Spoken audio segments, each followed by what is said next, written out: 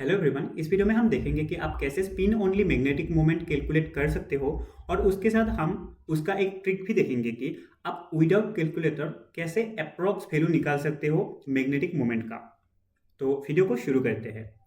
ये वाला है spin only magnetic moment calculation का फॉर्मूला, जहां पर म्यू डिनोट कर रहा है मैग्नेटिक मोमेंट एंड ये जो एन है root over n into n plus two, ये वाला है बोर मैग्नेट्रॉन।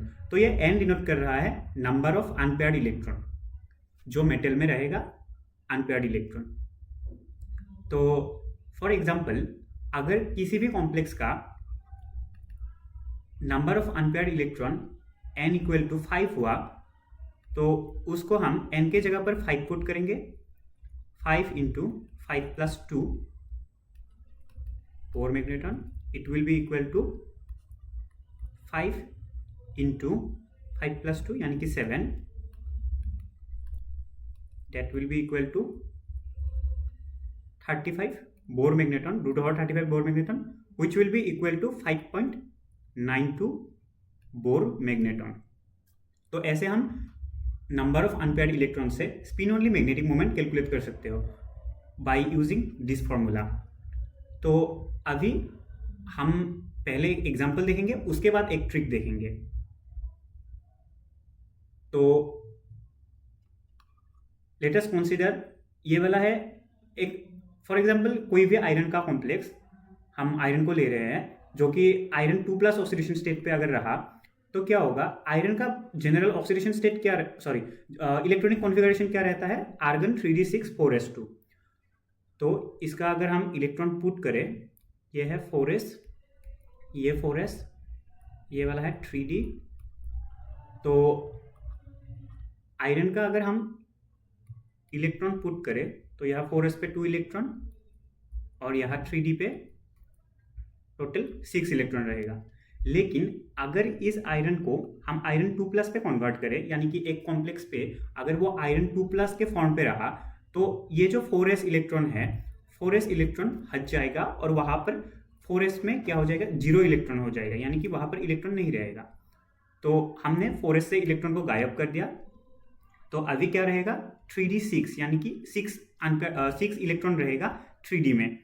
तो 1 2 3 4 5 एंड 6 और 4s में 0।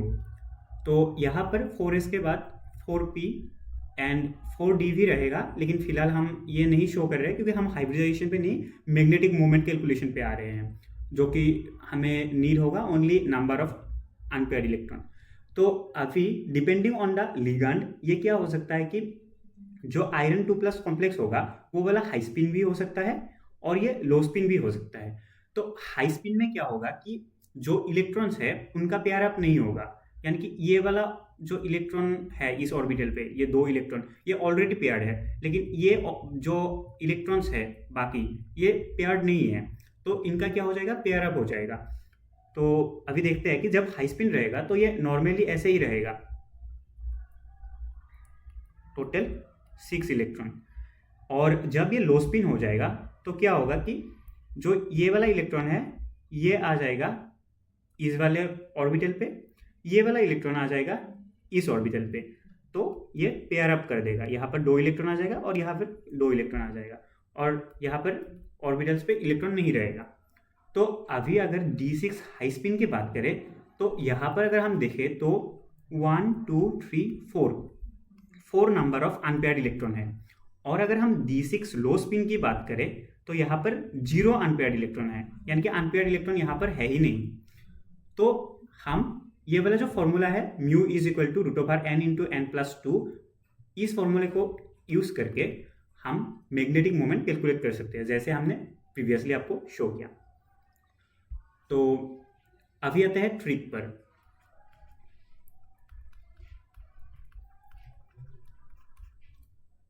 तो अगर नंबर ऑफ अनपेयर्ड इलेक्ट्रॉन 1 रहा तो उसका मैग्नेटिक मोमेंट कैलकुलेट करके मैंने लिख दिया है ऑलरेडी, ये होगा 1.73। अगर नंबर ऑफ अनपेयर्ड इलेक्ट्रॉन 2 रहा तो ये होगा 2.83। Similarly 3 number of unpaired electron 4 and 5 के लिए भी मैंने मैग्नेटिक मोमेंट कैलकुलेट करके ऑलरेडी यहाँ पर दे दिया है। तो आप अगर इसको ऑब्जर्व करोगे ना तो यहाँ पर क्या हो रहा है कि 1 के साथ नंबर ऑफ अनपेयर्ड इलेक्ट्रॉन 1 है, तो 1 के साथ कितना जुड़ रहा है 0.73, यानी कि approx 0.7 number of unpaired electron के साथ ऐड हो रहा है। सिमिलरली यहाँ पर 2 नंबर ऑफ अनपेयर्ड इलेक्ट्रॉन है, तो 2 के साथ क्या हो रहा है अप्रॉक्स 0.8 ऐड हो रहा है।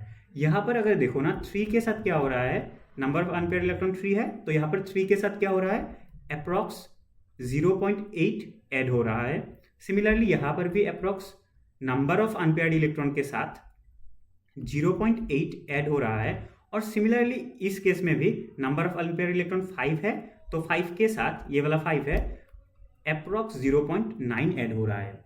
तो अगर आप देखोगे ना तो ये फेरी क्या कर रहा है कि 0.7 से लेके 0.9 तक ये फेरी कर रहा है कि इतना ऐड हो रहा है नंबर ऑफ अनपेयर्ड इलेक्ट्रॉन के साथ,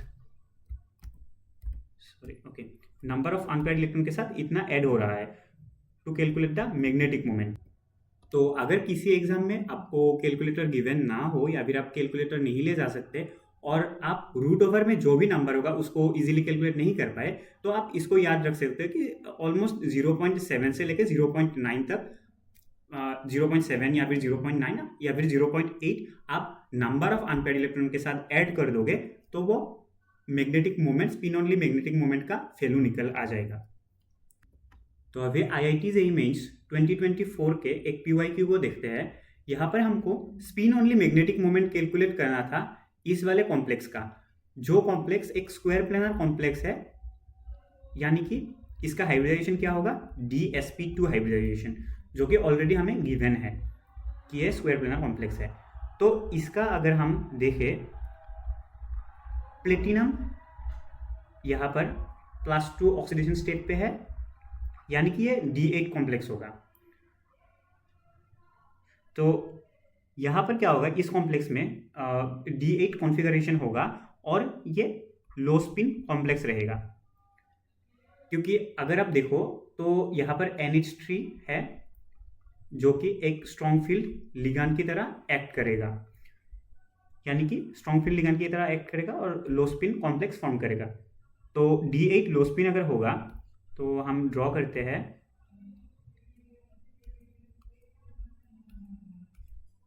तो ये वाला है 3D, ओके।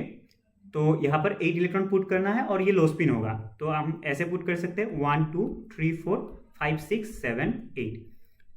तो यहाँ पर हमें देखने को मिल रहा है कि नंबर ऑफ अनपेयर्ड इलेक्ट्रॉन जो है यहाँ पर 0 है। तो अगर नंबर ऑफ अनपेयर्ड इलेक्ट्रॉन 0 रहेगा तो हम अगर इस फॉर्मूले पे पुट करेंगे कि mu is equal to n into n plus 2 root over n into n plus 2 Bohr magneton, तो यहाँ पर n की जगह अगर हम 0 पुट करेंगे तो इसका वैल्यू आ जाएगा 0